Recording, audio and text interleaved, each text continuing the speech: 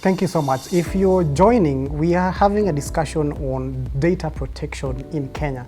Now, since 2019, we've had this bill, or rather this law that has been in place, but majority of Kenyans don't really necessarily understand what it is about. Now, we have Fiona in our studio today who's going to talk to us just more about this particular bill. Now, Fiona, what's the role and mandate of technology service provider of Kenya? Let's start from there. Tespok, which is the technology service providers of Kenya, has been in existence from 1999. It was set up initially to facilitate policy advocacy within government and bring together the private sector. At that time, there was the breaking down of Kenya Posts and Telecommunications. Mm-hmm. And then the establishment of internet service providers. And so the internet service providers wanted recognition, they wanted to be involved in, as investors within industry, be involved in issues that were affecting them, having negotiations with government.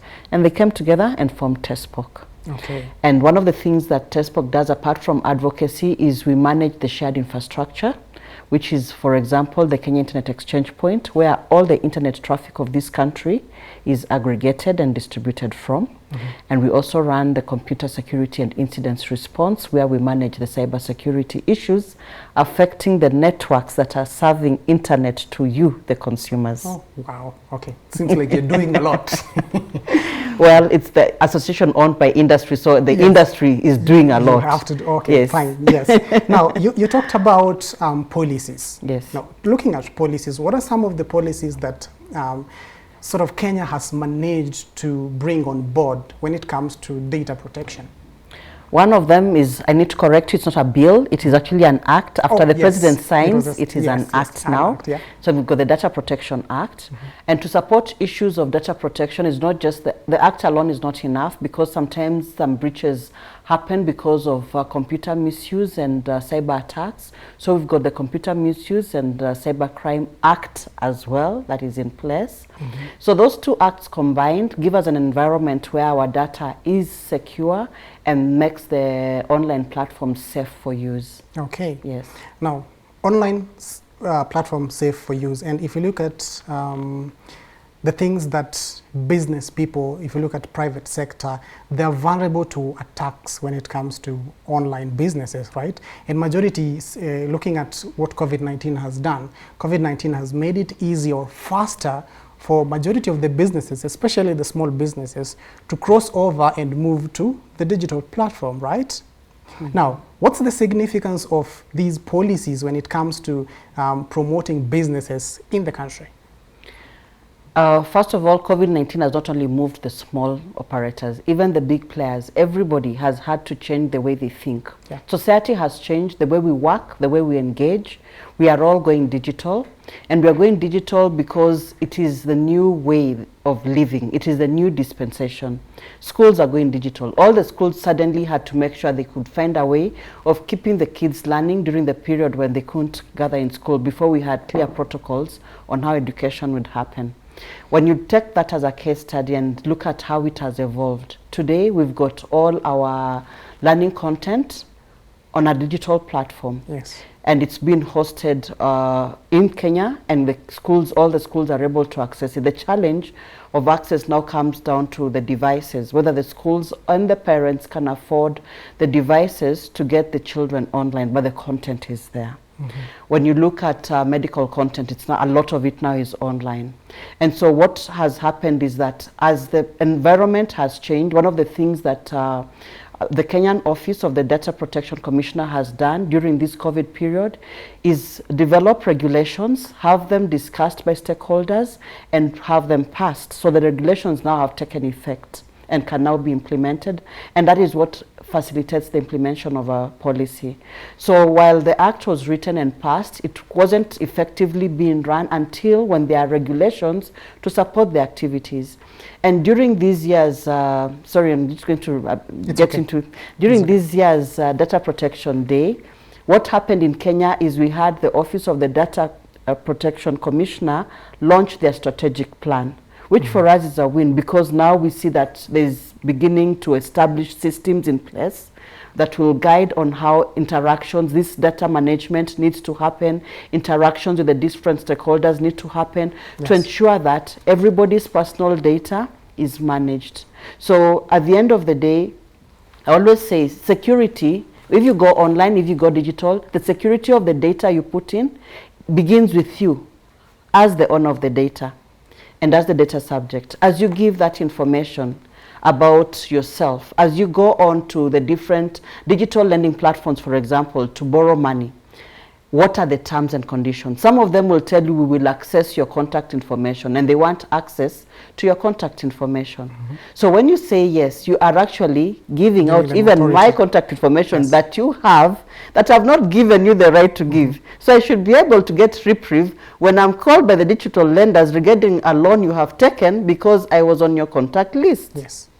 Well, you mentioned something important there, and we've seen a lot of Kenyans complaining that some of these digital companies, some of these digital lending companies go and talk to their relatives, right? But this act has been there since 2019, right? Yes. So why is it that these digital lending services are able to bridge that and get information that they shouldn't really be having? The act is there, but many people are not aware of it, for starters, because with the act, even in the absence of a well-established office of the data commissioner, because the person we got appointed was one person. One person cannot run an entire organization. Right. They need support, they need other departments, they need a budget, there's a lot of things that come into setting up of an organization. So while we had the law, we have the data commissioner appointed, she needs a team. True. She needs a budget, and hence her having a strategy that now explains how she's going to do that. Because some of the things she needs to do, for example, is awareness to the public, letting the public become aware of their data rights and what they should accept and what they should not accept. If you take my data for purposes of me coming into this building for security, I should not end up in a register of some political party because you have access to them. True. That information was for security access into the building, period.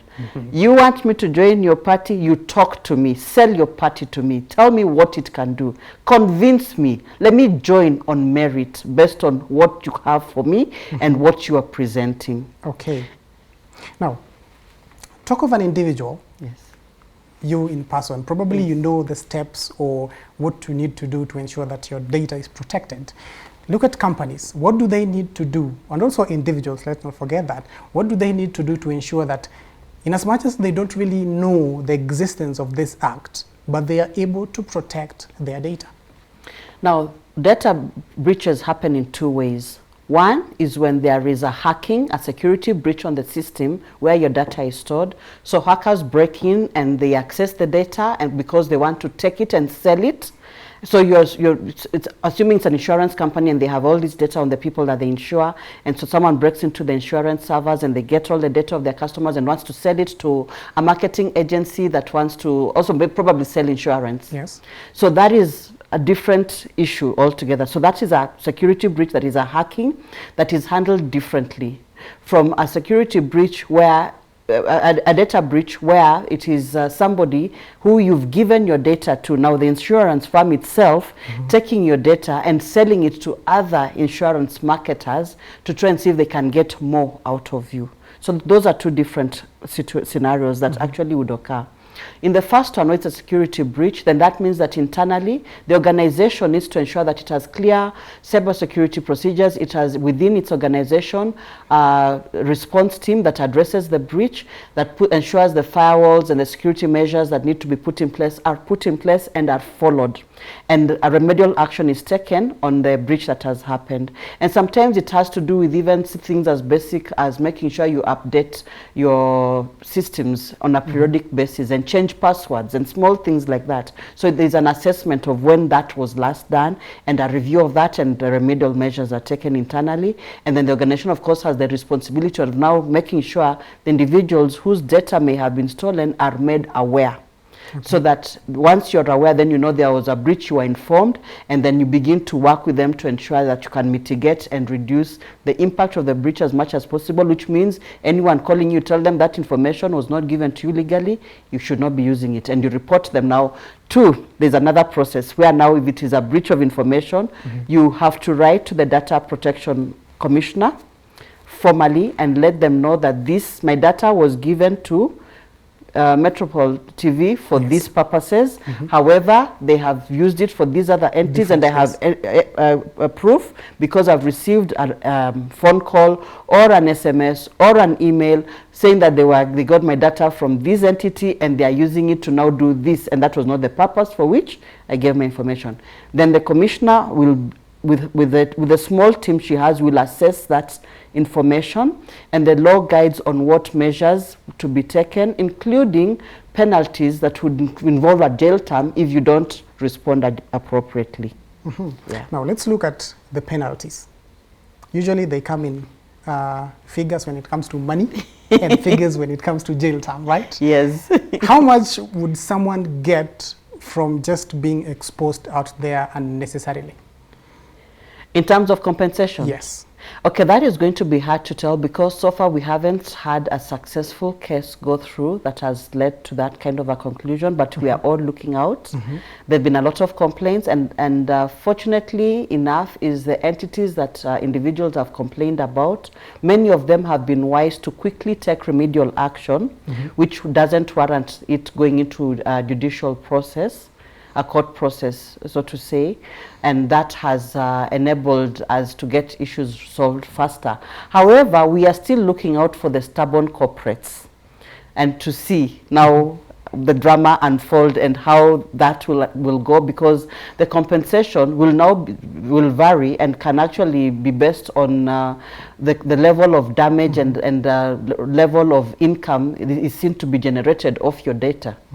Yeah. Now, looking at the ISPs, right? Yes. How then are we able to sort of increase the number and the size? The size of ISPs? Yes. COVID already increased the size of many ISPs. And COVID also created opportunities for ISPs. Yes. So basically what I'm saying is that from 2020, there's been a lot of transformation within the ISP space. And this has also forced the regulator to make a number of adjustments in the licensing regime and to introduce the community network license. So previously we had many of the well-known established ISPs struggling to offer services all over the place, trying to reach out to the unserved areas.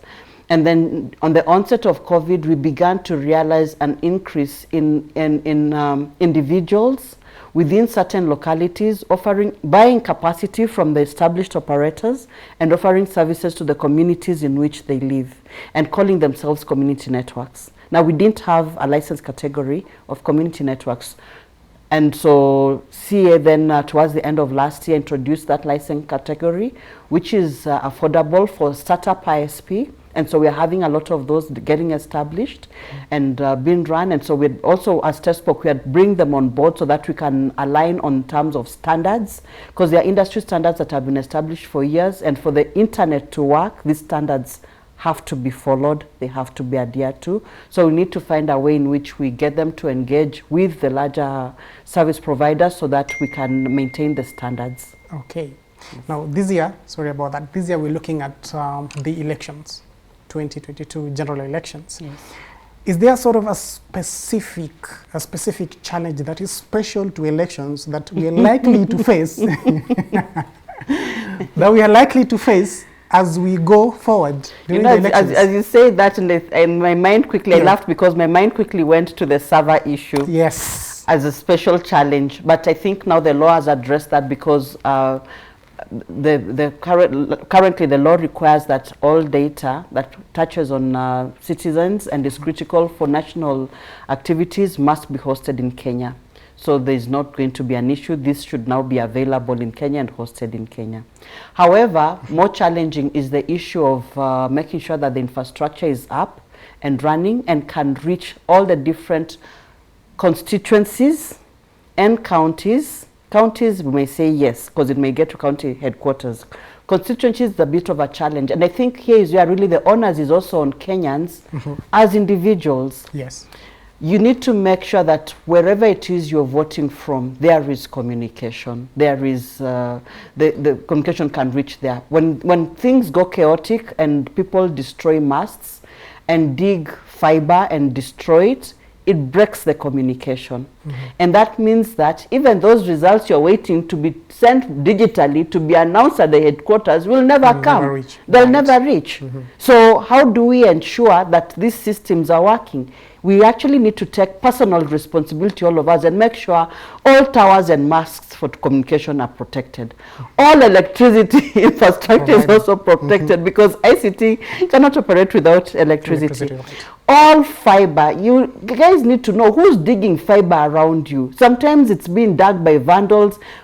What can you wanapita to? Sorry, I have to now switch because that is literally what happens. We pass by, we do not ask, we don't bother to show concern, and because we are unbothered, we only realize our Safaricom is dropping calls, Airtel is dropping calls, Telkom Kenya is dropping calls. Why? Because their mast has been, their fiber has been vandalized. They cannot communicate. So we need to know that for the communication to happen, we have a responsibility within our localities to support that small community network, protect the infrastructure around you.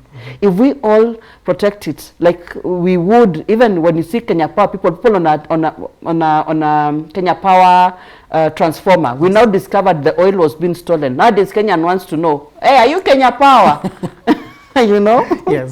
Well, if we go by the recommendations that you're giving, I don't think we'll have vifaranga. No. Via computer. No. Exactly. Well, one last thing.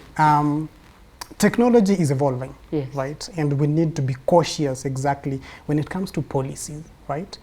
Yeah. In terms of now projections, where do you see Kenya, given that Kenya is one of the largest economies in East Africa and also in the continent, in terms of now technological policies that will be involved, where do you see Kenya, let's say in 5 years? I know right now the current government has done a lot to fast track the growth of Kenya and using ICT as a driver.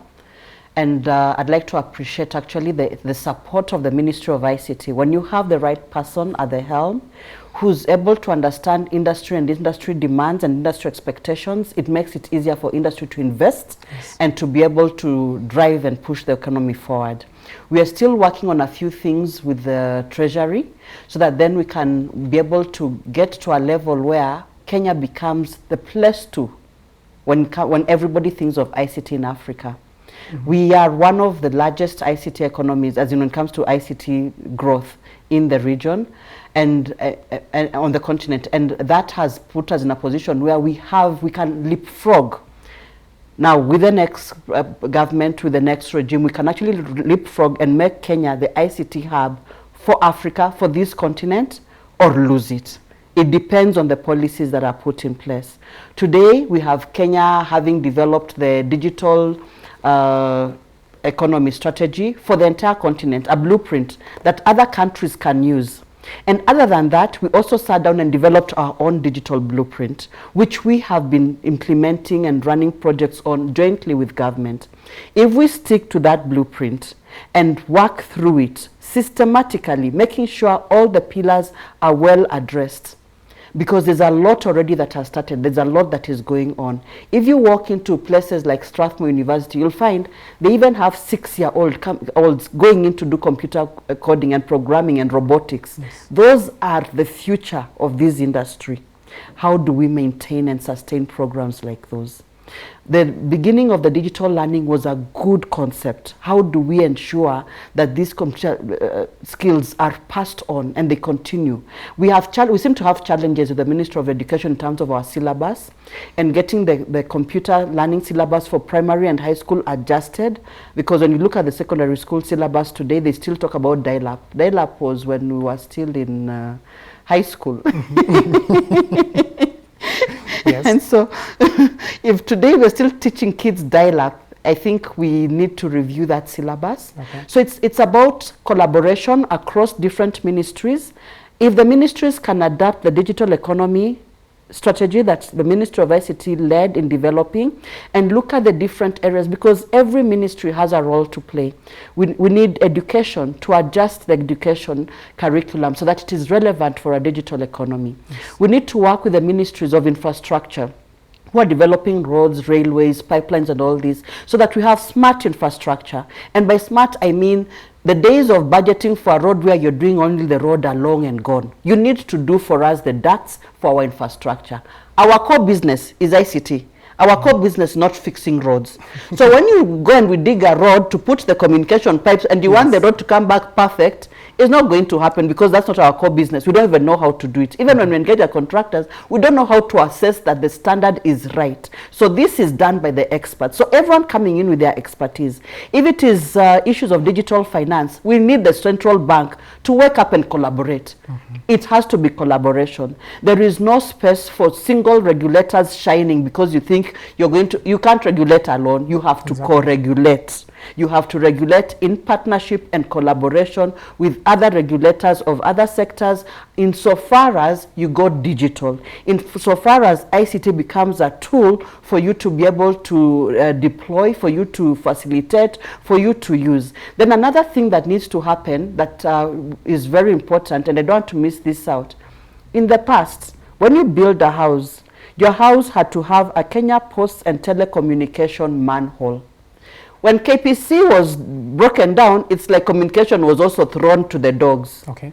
And we forgot about those manholes. Today we need them more than ever, because those manholes are what ensure every home in this country, every building in this country can get ICT connectivity. Okay, perfect. That was a perfect ending. I don't want to add anything. Well, that was Fiona Ansonga, CEO of Technology Services Provider of Kenya, talking to us about how the future is bright, but only if all the members of the society and all other governmental offices come and contribute their part. My name is Vincent Odhiambo. Do enjoy the rest of your viewing. Up next is business news at 1. Don't go away.